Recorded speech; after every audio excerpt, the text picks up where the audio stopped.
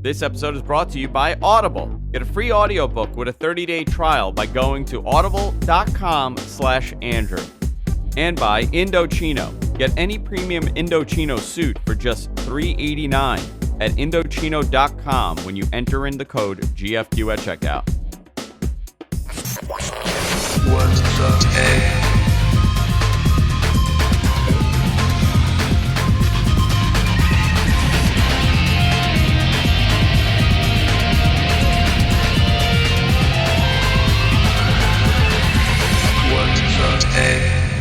Hey everybody, welcome to What the Tech. I'm Andrew Zan. Of course, I'm joined by the one, the only Mr. Paul Thurrott. How you doing, Paul?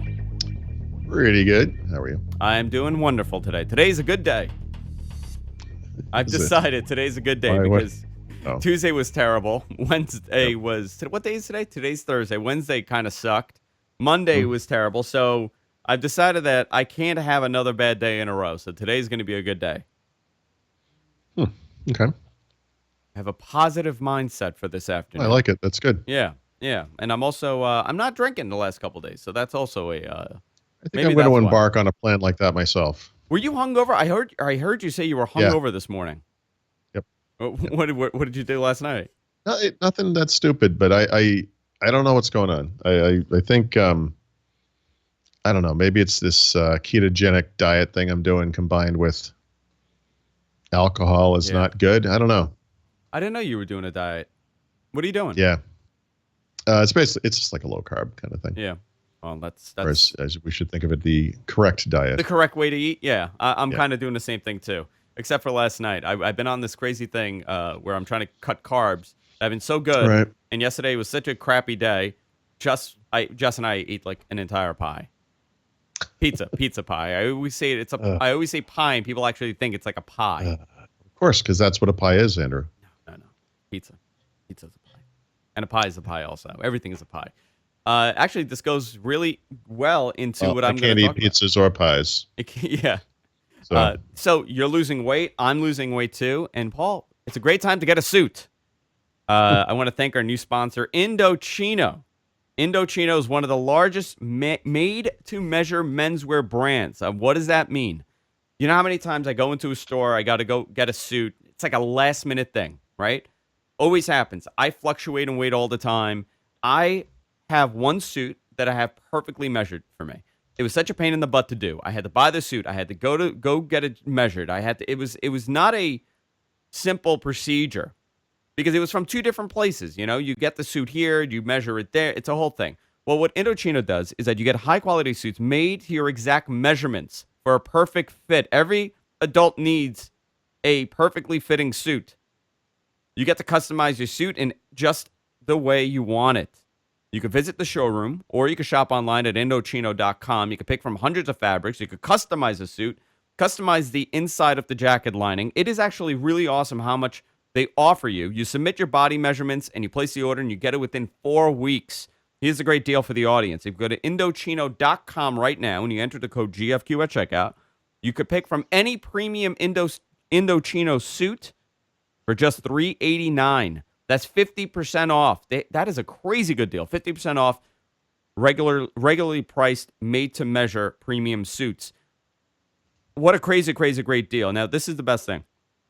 You could either measure it and send it in, obviously, or you could go and get it done in the store. If you don't have a store by you, obviously you send it in. The other cool thing is that if you have to get it remeasured, they will adjust the payment. They will credit you for certain remeasurements that you have to do. If it doesn't fit right, just anything could happen. So these are great people. I'm waiting for my suit. I just sent my measurement in like 2 hours ago to these guys. So I cannot wait to get one of these suits. Paul, maybe you should get a suit too when you drop the weight. Yeah. I would like to see Paul Thurrott in a perfectly fitting skinny jean, skinny cut suit. I want a slim fit suit on you with a skinny tie. You'll be like out of Mad Men. Right. Like I want you to drink chest scotch. skin still a thing? Is that where you get skinny tie from? I don't even know. I don't know. I always wear a skinny tie. Where would you buy such a thing? A skinny tie? Everywhere. It's in now. Yeah. It's what all the kids are wearing now. It's like the 1980s. It is. It's crazy, actually. Indochino.com. Enter the code GFQ at checkout. Get any premium Indochino suit for just $3.89. I want to thank them for supporting the show. Paul, a Yes. couple questions for you, actually. A lot of Hmm. it from the audience, and I'm really, really fascinated to talk to you about. By the way, we also have Audible back this week. Audible pick of the week coming up. I know a lot of you people Nice. are interested in this. Nice. Um, I want to talk about this new Microsoft mobile device that everybody's losing their minds about. It's a foldable phone that becomes a tablet. Well, Did we wait a minute? well, Isn't this the well. Courier? Did we not see this? Not exactly. But it's close to Courier in the sense that it's a two-screen. Actually, it might technically be a three-screen device. I Is mean, it a three-screen device? I mean, I saw the patent. It's well, on Thurrott.com. The I guess the mock-up. yeah, it's just a patent, right? So it doesn't mean they're doing anything, right? I mean, I think people get all excited about this as they should, but it's not necessarily something that's going to happen. It's just a patent. But yeah, I mean, conceptually, it is a little bit like the Courier in that there's two screens and it's kind of a book form factor. But I think there might technically be three screens, right? Because when you close it, there would be a screen on the outside. You could use it like a phone. Now, It's sort of like the folding screen thing that Samsung's working on. now on Thurrott.com right here. This is not. This is not. That's not it. That is not. No, it. but I think this is the eventual. I think this is closer to the eventual dream, right? Because this is from a concept video from a couple of years ago. Actually, this particular device, fake device, the prototype thing you're looking at there, or whatever it is, the dream CGI. device. Actually is two separate things that come apart. So you could have one to your head using it like a phone, and then the other one in front of you because you're looking at it, which is kind of interesting. Or you can attach them together, which is what you see there. And in this case, it's still two separate displays, but you could have one display across those as well. Yeah. So here is the patent mock-up. Yeah. So that hinge looks really familiar, huh? Well, it is made by, or it was patented by the same guy who patented the Surface Book hinge. Yeah. So it would essentially be. So this is really weird, right? Like, I'm trying to think who this device would be for if this did happen. It flips. It becomes like this book. It's like a. Well, you know what? It's a Courier type. I mean, it's kind of like it looks like it's two screens. Yeah. It's. Is it going based on the same concept that we saw? 2008, 2009. Yeah, I mean, I the way I think of this, because you have to kind of put it in the perspective of Microsoft today and the types of things they're trying to do in mobile, right? And the one thing there's a couple of things they talk about in mobile, but one of them is this notion of innovating and doing new form factors that other companies aren't doing. And the other one, though, is this notion of continuum, right, which works a little differently on phones than it does on PCs. But the idea is that your screen will adapt based on the situation. The Courier thing, which is what you're showing there, I guess. Yeah. That was really about, hey, books look like books. Let's make an ebook thing that looks like a book. Yeah. It was like you would open it like a book. And obviously, it's not hard to imagine, like, you've got two screens. What are the types of things you might want to do there? But this thing,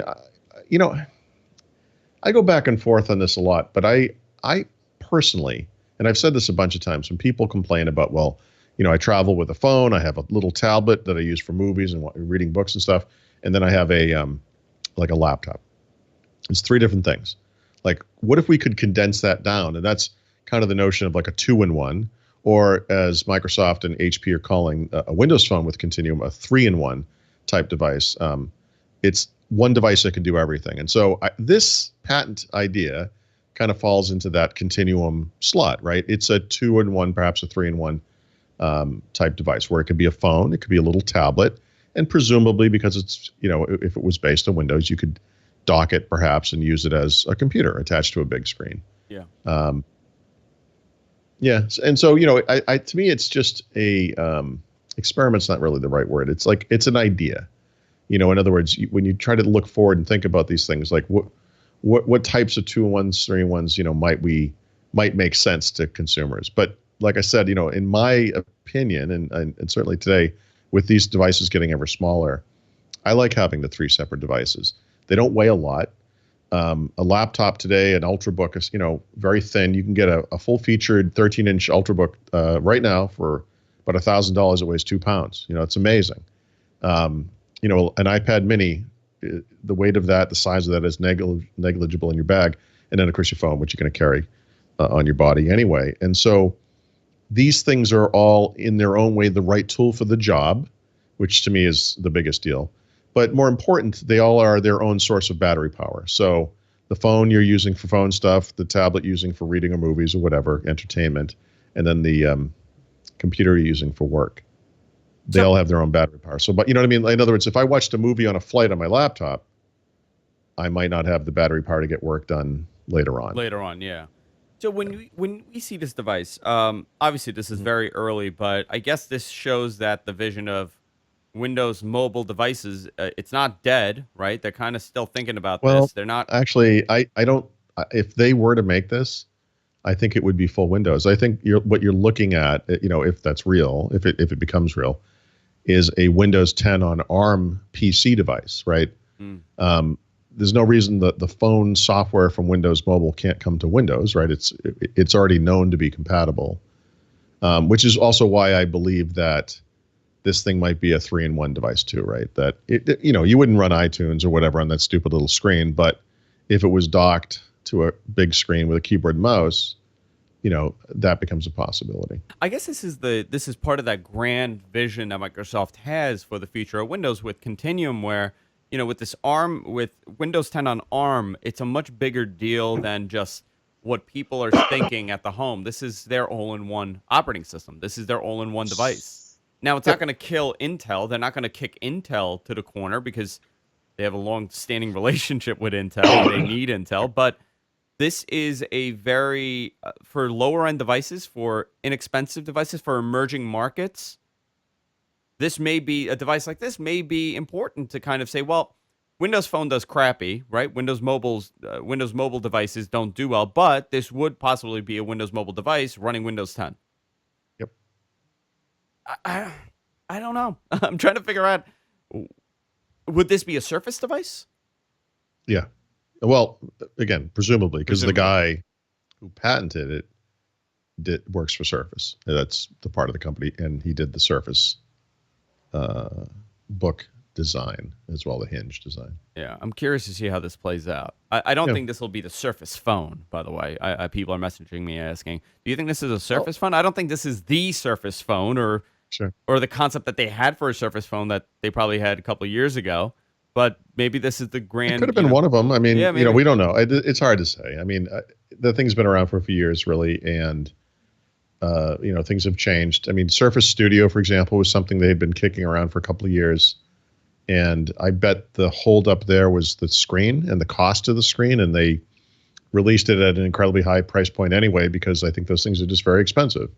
In this case, it might be the screen technology and the software to handle the displays, and who knows. But has it I don't have any idea if this is happening. I mean, it's a new concept, right? And it seems like this may be the trend in the next 2 years. I don't think this is going to come out this year. If this device ever does come out, I don't see this. Well, if it is a Windows 10 on ARM device, the very earliest it could come out would be right at the end of the year. Yeah.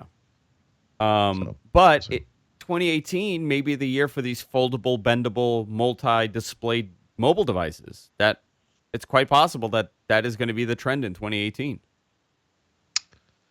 Yeah, I don't know if a giant hinge is the right way to go about two screened or something that folds, but right. It's interesting that the 2-in-1 form factor is one of the few areas of growth in the PC market, right? It's also a place that tablet makers are going to make the tablet market rebound, and it hasn't worked so far. But devices like the iPad Pro and the Google Pixel C, I think it's called, which are like tablets that can turn into computers, they're trying it there. And so the smartphone market just skidded to a halt, right? It's not really growing anymore. It's growing at a very small pace. Not surprisingly, device makers or platform makers are going to look for ways to jumpstart sales there. Samsung invented the phablet form factor. They kind of innovated or led the way with a curved screen technology. Folding screens are coming. That's something Samsung is looking at.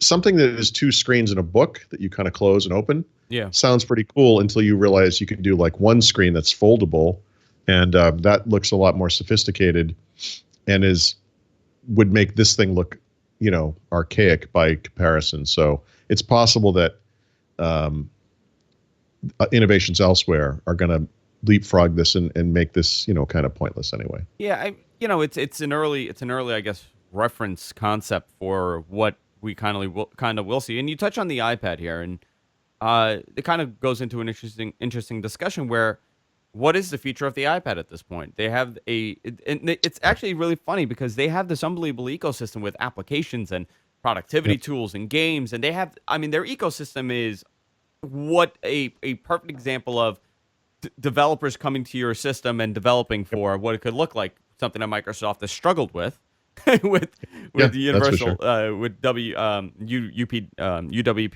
apps. But what is the future of this device? I have an iPad here, and I rarely use it anymore. It's not a device that I really tend to use a lot. Well, Other yeah. than So playing a game, I mean, if I'm yeah. traveling, I'll take this in my bag and I'll read something on the plane or I'll listen to my MP3 and I'll play a game. But other than Well, that, right. But I mean, okay. So you're one person, right? I mean, I use my iPad every single day. you do. So yeah, I read the newspaper on it in the morning. I read on it primarily, and when I travel, I read and then I watch some movies or whatever. But mostly it's for reading, I guess is the way I would put it. I just prefer my wife does this stuff on her phone. I think a lot of people do that, and I think that is what has led to the kind of slowdown or even contraction of the tablet market. But I think the tablet market is at this place, right? And so there are hundreds of millions of these things out in the world being used all the time, and they last a while. They're high quality. They don't really need to be replaced because there's only so much you can do with a tablet to make it more interesting. And so they're on a slower upgrade path. That's all. I mean, I still think it's a decent. Well, it is literally a decent. I mean, it's hundreds of millions of units, and so and Apple still sells. It's. I mean, obviously the sales have gone down over time, but they still sell a lot of them. It's not. I don't think those sales go down, and go away. I mean, I think they. It's like the PC market. Eventually, it kind of Slows down. plateaus. Yeah, and it plateaus. And we'll see when that happens. It could, maybe it happened this past quarter. Maybe it will happen next quarter. Maybe it happens in 2 years. I don't, who can say? But I still think it's a market, right? It's still a thing. Is the tablet market a market, or is it just an iPad market at this point? Well, I mean, the On iPad on is, that price range, in that premium tablet price range. yeah. I mean, right. I mean, obviously they Like, dominate. are people losing their minds for the new Galaxy Tab 9 or No, whatever, in whatever fact, the hell they're calling it? someone out there will argue this point, and they're wrong. I'm sure. It doesn't matter. But I don't believe there is a decent Android tablet anywhere in the world. I don't think there's one. I think they're all terrible. And I haven't bought one new in a while. The most recent one I did purchase myself was a Nexus 9, which is a terrible piece of garbage and always was. I won't buy a Pixel for this reason. And you can read the reviews. You can see what people say. They're like, oh, it's okay. It's just not good. And so I'd be happy to use an Android tablet if it made sense. But you talked about that ecosystem thing. One of the other problems on Android is that doesn't exist on Google. There are apps, but a lot of them are just stretched out phone apps. Like it Yeah. seems like on Apple they've done a really good job. They being developers, not just Apple, of making tailored experiences for the iPad, whereas you don't really see that as much or as well done on Android. And I don't know why, but it is the case. So my father-in-law just got a Samsung tablet. And the reason why he bought it is because he has a S7 Edge, Samsung S7 Edge. And he thought it was the coolest thing that you could make phone calls from the tablet. You could Sure. make the phone calls. So he bought it for that reason. Also, I mean, listen, there are pros, right? There are some apps that look great on Android tablets. A lot of them are stretched out. I have an Android tablet that doesn't look great, a lot of these apps that I use. But it's Yep. up, you could upgrade, you could add more storage to them so you don't have, you could upgrade, I think, to 256 on some of these for storage. You could do split screening, which you can now on iOS. So obviously, if you're in the Samsung ecosystem, maybe that's enough for you. You could stream to your Samsung Smart TV. You could do all these things with that tablet. But really, other than like you just don't want to buy an iPad, I don't know why you're going out and buying a Samsung tablet. I I don't know. don't either. And they're not cheap. Let me tell you that. They're not cheap tablets. No, I know it's amazing. You're paying a whole lot of money for this thing. You're not getting this discount where you're saying, okay, well, I'm going to pay X amount, but it's okay. I'm paying less than an iPad. No, it's almost up there with the iPad. So I don't know why people are buying it. I don't know what the feature of the tablet is, but I think what you mentioned, where it's a all-in-one type device like a Surface, that probably is the feature of the tablet more than anything else. Yeah, right. You know, I, the ecosystem thing makes it hard on the Microsoft side, obviously. But we were just mentioning Android. I was thinking, it's funny how Google, there's a lot of choice there. The ecosystem is actually pretty good. It's just not great on tablet for whatever reason. But like, if Google can't make this work well, what hope does Microsoft have? And that's the other thing, with this device, you have to kind of remember this doesn't solve the problem, right? With that, with that platform. Yeah, very interesting. Yeah. Paul. Yes, sir. We're going to take a moment and welcome our friends back to the show, and that's Audible. Okay.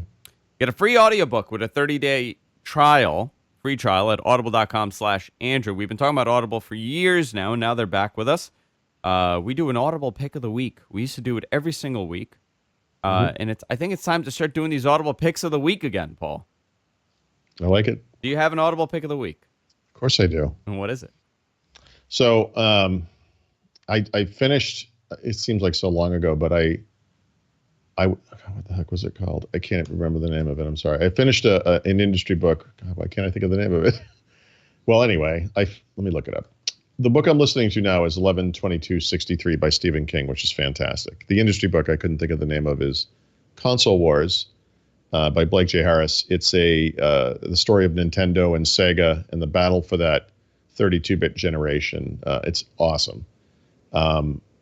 But 11/22/63, which is what I'm listening to now, and probably will be listening to for the next 2 months because it's like 31 hours long, is that classic Stephen King book that was made into a miniseries on Hulu, which is great too, by the way. You should watch that.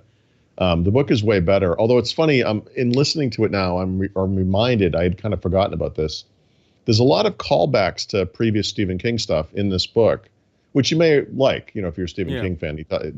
The kids from It are in it briefly, and they talk about that stuff. The town of Derry is in it, and Derry factors pretty prominently in a lot of his stories. But basically, this is the story of a guy going back in time to try to prevent the murder of John F. Kennedy. Yeah. And it's also read by Craig Wasson, who I sometime last year wrote an article about my favorite audiobook narrators. And he's one of the top 5 on my list. I absolutely love this guy's voice. So it's really neat. It's neat to listen to. It's just really. So did you watch the entire series? 11, oh, 22, yeah. And how did you feel about it compared to the book? Well, obviously they have to kind of cut it down. The big change, the two big changes between the book or the audiobook and the series are that the Stephen King-isms are not there, right? They don't talk about, it wouldn't make sense to show the kids from It and that kind of stuff. And the Derry stuff doesn't really factor prominently into it. But the other big change is the story is the narration basically of a guy who's going through this stuff and he's telling you the story. But if you think about filming a movie of that, you can only show the guy doing things, and there aren't reasons for him to offer you expositionary, words about here's what's happening, here's why I'm doing this. And so what they did was they added another character. Oh, interesting. Okay. Which is okay. It's like a younger guy who goes with him and helps him along. Yeah. Like the backwoods guy. Yeah. The only thing, I didn't mind that, but then they had to go into this whole thing where he has him committed to like an insane asylum because eventually the guy falls in love with Oswald's wife and, wants to reveal the plan and all this stuff. And it's like, I don't mind the addition of the character because, it's kind of necessary given the way the book's written, but then they give him his own little story and it's like, guys, come on. Like there's a whole story being told here. We don't need to hear this. I haven't finished the entire show. But I do want to get the audiobook. It's 30 hours, almost 31 hours, unabridged. And guess what? If you go to audible.com/Andrew, you get a 30-day free trial, and you get the book for free. You get a free book. And why not? 30 hours. That's a lot of time. You're not getting, Yeah. they're not like 2-hour books here. I have an audio book. I'll recommend it next week. I'm actually interviewing the author of the book on Mad Really? Men. I think tomorrow? No, next week, next Wednesday. Called The Mm-hmm. Death of WCW. I have the book behind me. About Ted Turner's wrestling promotion and how it crumbled after the AOL Time merger, the Time Warner merger. How Time Warner murder. yeah, a company hemorrhaged. This company made $63 million the year prior, and the last year they lost $114 million. That was like Sears. Yeah, essentially. I'm going to be interviewing the author Brian Alvarez on Mad Men next week. Thank you, Audible. Audible.com/Andrew. Let's talk about this. Let's talk about the set-top box discussion that we had last week. By the way, also, did you read the story? Verizon is possibly looking to purchase Comcast and Charter. That's great because I feel like they haven't screwed anything up in a while, and this will give them a chance to really muck up with this, with one of those companies. So the New York Times reported this story, and the article I have here is DSL reports. I cannot imagine this getting approved. Yeah, right. This is way too big. I mean, now it's like, okay, we're going down to one company now, Right. This is getting really, I don't know. So I'm curious about this, but this is a very interesting story about how they are looking to purchase Comcast or Charter. And the story here is that Verizon wants to do this for 5G. Right? This is what the story is. It's because of their 5G business and the future of broadband, mobile broadband. I don't know. What do you think of this, Paul? Do you think this is a possibility that this may happen? No, I think this is a terrible idea. Okay. This is the type of thing that regulators prevent. Yeah. It just has that vibe to it. It's too big, like you said. Yeah, I just wanted to touch on it really quickly. I didn't want to go into it because I don't know beyond. I'm looking to buy a Corvette right now. That does not mean I'm going to purchase a Corvette or I could afford to purchase a Corvette. Sure. So a lot of people freaked out saying Verizon is buying Comcast or Charter. No, they're looking into it. If it's even a possibility. I mean, if they could take over one of these companies and add, fiber everywhere, that'd be great. But they're not going to do that. No. So let's touch on this discussion from last week before we end the show. Last week we were discussing set-top boxes and the future of content consumption, and I brought up a point where over the last, I want to say, couple months, I've noticed more and more people, probably last year, more and more people are using Kodi on their Fire TVs. And I've been asking people, why are you using Kodi? It's a little convoluted on how you access some of these movies. And essentially what you're doing, Kodi is a perfectly legal software. There's good intentions. There's good content on Kodi. We're on Kodi. There's a bunch of stuff on Kodi that you could access. Kodi doesn't kill people. Kodi users do. Is that what you're trying to say? Yeah. But with Kodi, you could access these repositories, and you could have access to essentially every TV show and every movie. And they don't work all the time, but when they do, sometimes you're just a guy bootlegging it with a camera in a movie theater. Sometimes it's a really full-fledged 1080p, version of the film. I've been asking people that use it, and I have to tell you, I'm not talking about our audience, the 150 people watching this in our chat room right now, and God knows how many other people. It's not necessarily our audience that is going in here unknowingly to access this movie and thinking they're paying for it, but I went on Amazon the other day and I looked at a wide range of Google Android-based set-top boxes. Almost every single one of them run Kodi, the latest version, and it says access to every movie, every pay-per-view, every TV show available for free. You never have to pay another bill again. You never have to pay for Netflix, Paul. It's there. You just pay once. I spent all week last week talking to the people that have purchased this, a box like this. Majority of the time, they're not buying these, Chinese-made Android TVs. What they're buying is Fire TVs that have been pre-installed with Kodi on them. Sometimes they're running the Fire app with Kodi running, and sometimes they're just reflashed into running its own version, I guess, of Android with Kodi as the front screen, the main screen. They are not aware that this is piracy. Right. This is the discussion I've been having all week where they go, but no, I paid for it. And the amount of feedback I got over this week was fascinating to me because email after email from our viewers that said, I just had this discussion with somebody the other day. They bought a Fire TV. They bought it for $35. They brought it to a store. They charge them $50. They put this thing on, and now they're telling everybody that they have all these movies. Another one of my friends, he goes, "Oh, I don't order UFC pay-per-views anymore. I just watch it on Kodi. It's free. Why would I order it?" This is like the new black cable. Like, remember the black box, the cable boxes you used to buy? Sure. I don't know if anybody's from New York, but you used to go to Queens Boulevard. There was a man in a van. He used to pay him $200, and he used to give you this Pioneer cable box. I was too young to do this, so I did not commit this crime. But he used to go and buy this, and it had a switch on the back. So whenever they would zap it, he would switch it, and it would like re-scramble everything. I have no idea how the system worked. But this is that new black box. Like, it is amazing to me that you've chosen this as your issue du jour. It's fascinating Kodi. to me. It's crazy to me that this is your thing now. This is my new thing. This is your new, what did I say before? This is your new bezel. This is my new bezel. Yeah. You know what it is? I get really fascinated because people are smarter than knowing that all this stuff is out there and it's not really, they know better. They know it's not on the up and up, right? Like, you have to know. You have to know that some Chinese guy in the back of a store, doing this to your Fire TV may not be, it's a little shady. Go to Flushing, get some shady guys doing this for you. I don't know. So I've had this discussion with people, and I was alarmed at how 20-somethings are using and accessing content. And all my brother's friends, they go, "Yeah, I just run Kodi. I just watch all this stuff like that."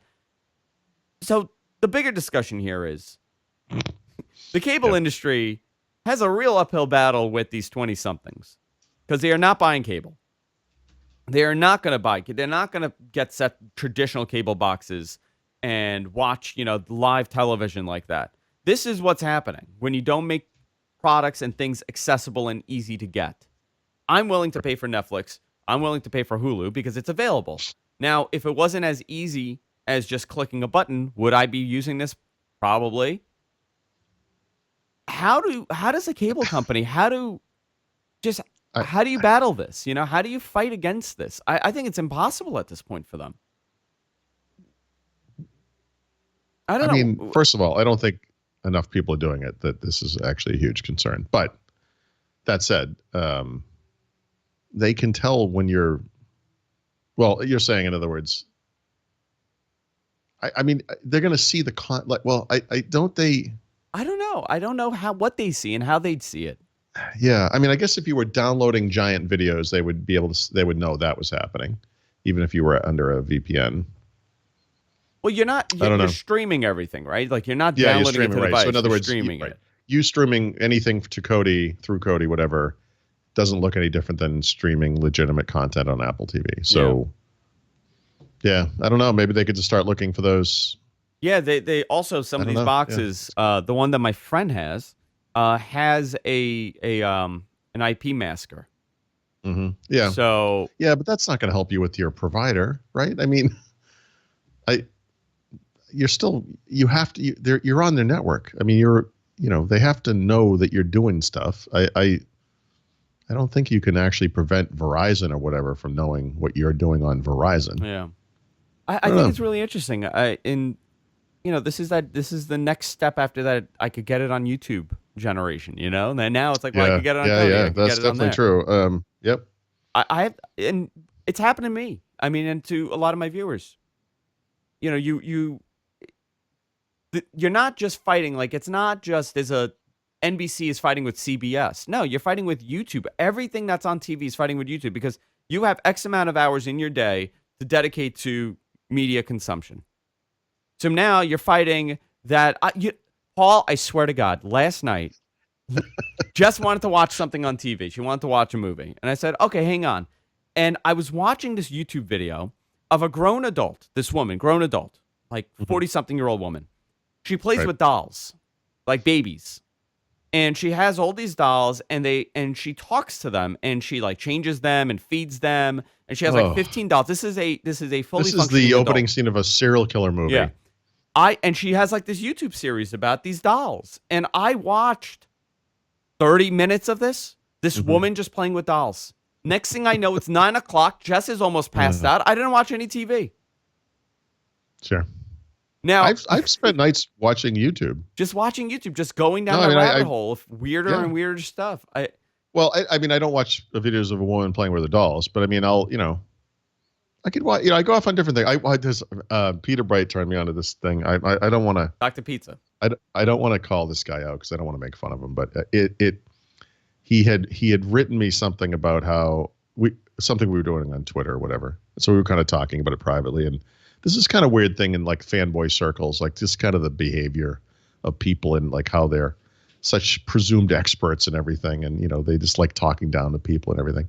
And he says, you got to look at this video. And it was basically a video of a guy complaining about a review on Ars Technica about some version of Linux. Oh, and he's got that perfect whiny voice where he's like, I don't know what this person was thinking when he wrote this, but this is cool. And it literally goes for, I think I wrote it. It's like 6 minutes and 35 seconds on one sentence of the first sentence of the article. Yeah. And he goes off on this thing about the iPhone and how it doesn't have a headphone jack and he's never going to buy one and blah, blah, blah. It has nothing to do with the topic, but it's just like a fanboy rant. And I watched the whole thing. Dude, this thing's like 45 minutes long. Yeah. In fact, I wrote Peter back and I was like, congratulations, this is what I'm doing tonight. And I then went and read the article from Ars Technica. It was perfectly reasonable. There was nothing. Yeah. It was not controversial. It wasn't like he took a hard stance on something. I don't even know what this guy was complaining about. I think I know the video, by the way. I think I know the video. I don't want to make fun. No, he's a person, and whatever. I'm not trying to be a jerk. But it's amazing. I mean, listen, I think this is the discussion here, right? Yeah. I watched a grown woman play, and she's talking. It's like, oh, so and so got sick last week. I had to take her to the doctor and picked her up from daycare and all this stuff. No idea what she's talking about. And I am just watching this in awe. And I go, either she is mad, like insane, or she is the greatest actress I've ever met in my life.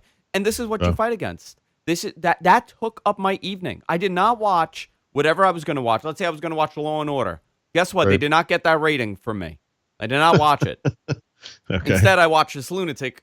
And I do that all the time. And, I have nights, if Jess is out for the evening, my TV does not go on. I get a bottle of wine, and I just watch these lunatics on YouTube. There's valuable stuff to watch, too, right? I mean, my wife and I have watched a lot of car reviews recently on YouTube.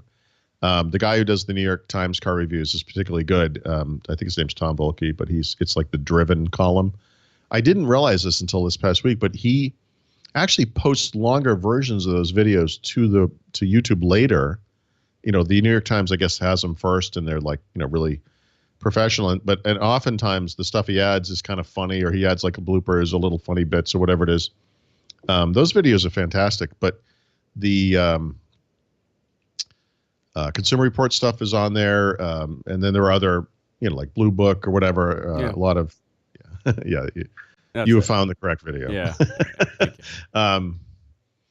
It's amazing. But there's a lot of good stuff. I mean, if you're if you're a movie fan, right, and you want to watch, like, I want to know all the spoilers in the new Star Wars movie and stuff like that. Stuff is all out there. Like if that's what you're into, I mean, you know this, but I mean, it's interesting that you can string together a night of it if you want to. Absolutely. Right? Absolutely. You can string every night with it. Yeah, every night. Yeah, it really changes things. I mean, a lot of it's crap, obviously, but I still have a major problem with watching YouTube videos on the big screen. I can't pull up videos, like use the YouTube app on my TV and just pull up stuff and you got to know what you're looking for, right? Like if that's what you're doing, you're looking at a specific thing and you want it to be a little longer. It's a specific series. You can't do like YouTube, I guess, like YouTube searching.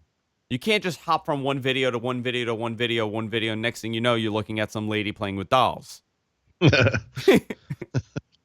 I watched a video of Barack Obama saying "if" over and over again, stuttering and saying "if" over and over again. I watched this thing like 7 times. Yeah. If you add up the minutes, it's a full episode of like Full House. Sure. I've watched old TV shows. One of the big disappointments is there's a lot of live videos. Like if you like music or whatever, there's like concerts and things. unfortunately, a lot of that stuff is really low quality. Like it's literally 240p or something. And that kind of sucks, right? You've got a big screen. It's, in my case, I have a 4K screen. I don't expect 4K, but it'd be nice to get something really nice. And it happens sometimes, but I've tried to find comedians on there, and given the wealth of material that's got to be out in the world for some of these people, I'm surprised there isn't more of that. Yeah. But yeah, it's I know this is like the Captain Obvious. Don't worry, I have episode, I have a ton of stand-up comedy friends, like well-known comics, and they're all technically incompetent, so that's probably why. Yeah. Yeah. That's really why.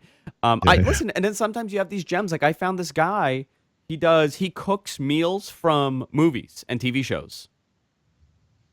And he cooked, like he did the scene from Goodfellas where they're in the jail and he slices, it's almost paper thin, the garlic, when he's slicing the garlic, and he made the jailhouse, marinara sauce. He made Monica's juice maker sandwich for Thanksgiving. Like all the time, he'll make stuff like that. I found this guy. He is so good. It's such a good series. Quick, easy, couple minutes, and he shows you how to make it. It's awesome. Look at this. I would have never discovered this guy, and he's battling against a major conglomerate network, every night when someone's watching that instead of watching something else. I think it's amazing. I think this is the major problem that the television industry is going to face, where sometimes things that don't translate on TV, and they don't have to, but they're still battling it. Someone's watching this right now. Think about that. 20,000 people a week watch this on some good week. Poor bastards. Those poor people. That hour, that 45 minutes, it's taken away from daytime TV. Yeah, it's not enough for a night, so there's got to be, they're watching other stuff too. So hopefully what's on either side of this is something of quality. You get a whole night. Or something. You get a whole night of Thurrott. Think about it this way, okay? Yeah. You can watch Windows Weekly. Thurrott Thursdays, Yeah. You watch Windows Weekly. You watch What the Tech. Yep. And then if I subscribe to Thurrott.com and I'm a premium member, I can watch you every day. Sure. And that's it. 8 hours a day of Thurrott. That's on loop. I mean, it's crazy, right? I mean, this is amazing. This is the change that we talk about when it comes to content and how we watch stuff. So many people in the chat room, by the way, I'm amazed by this. So many people have become cord cutters. They just have an antenna on their roof. That's what they get for local television. They want to watch the news. That's what they're watching. If they want to watch some sort of football game, that's what they're watching. And the rest, they're just consuming it online. It's unbelievable. I love it. I don't know what we're going to do, Paul. I don't know what's next. We need to get on a network. You know what? This is what I want to do. I want to take out a spot in Queens Public Access, and I want to put this on public access here in Queens, New York. That's what this would have been, right? Back in the 90s, I guess, or earlier, we would have been Wayne's World. I was talking to Jess about this, and I was talking about how, like, when Taylor's 20 years old, and somebody said, "What does your dad do?" Or like, "What did he do?" It would be the equivalent of public access. Oh, my dad had a TV show on the internet. It was like the early days of cable. Sure. It was a total mess. There was no format. It was a total free for all. That's what it would be. Yep. It would be like the early days of cable television. Except you have global reach. That's Except what's amazing. I mean, it's crazy. Yeah. I must have told you the story. Sometime in the past year or two, I came to the realization that if you think, I write for a living, really, but I write and then I do these podcasts. So it's kind of like a radio show kind of thing. And I write books. And there are two things I did as a kid that are exactly the same as this. When I was a kid, I wrote books. I made cartoon books. And I used to pass them around at school, and people would, sign their names because they read the book or whatever. And I recorded fake radio shows with a friend called WASOL. And we recorded them on like a Radio Shack tape recorder. I still have the tapes. So somehow I've gone from that to this. Like, I have not progressed in the slightest in all these years. Yeah. I used to do the same thing. I had a radio show with my friend. We used to spy on my neighbor. Sure. During the summer, we used to do a fake radio show, him and I, on a tape recorder, and we used to watch my neighbor, the kids, hide vodka bottles under the house, and whenever the father would leave, they would just do it, and we would report what was happening, like it was like a undercover news thing, Right. I mean, it's amazing. Right. You kind of, and then what else do? I talk about professional wrestling, and I'm all consumed in that world. Yep. I did play-by-play for Next Level Wrestling in Deer Park, Long Island over the weekend. So it's crazy how some things changes, some don't. And with that said, Paul, it's time to wrap it up. Guys, if you're watching this live, stay tuned. I'm gonna do What to Talk. I'm gonna hang out for a couple of minutes with you guys. I really do it without me, you bastard. Well, you don't want to do it. You can't do it. You got to leave. I'm just kidding. You got to leave. We're gonna do What to Talk, and I want to do viewer participation. I'm gonna talk about podcasting and media and things like that. Well, I'm gonna continue this discussion on What to Talk. If you're downloading this, if you listen to this on demand, you can subscribe to the Patreon page by going to patreon.com/whatthetech. Sign up there, fund us whatever you want. You get access to a whole bunch of these shows. I have something cool lined up for you guys in the next couple of weeks. We are getting a phone system here tomorrow, and I'm going to have to install this thing and set it up, but we are going to start doing some phone calls. We're going to do some really cool things in the next, next month or so. All things Paul, go to therot.com. Join the premium membership there at Therot. You get access to a whole bunch of stories, articles, podcasts with you and Brad. You do every single day, which is amazing. Tomorrow is the free live show. If you're watching this, go to therot.com tomorrow at 1 p.m. Eastern, and join the chat room. You can watch Paul and Brad record their show live, just like how we do here. Therot.com. Is it therot.com/live? I think it is, right? Yes. Therot.com/live. I don't want to get yelled at. I want to be right. Yep, therot.com/live. You could go there and you could watch Paul and Brad do their show. You can follow me on Twitter at Andrew Zarin. You can follow Paul at Therot, and we will see you all next week. Bye-bye.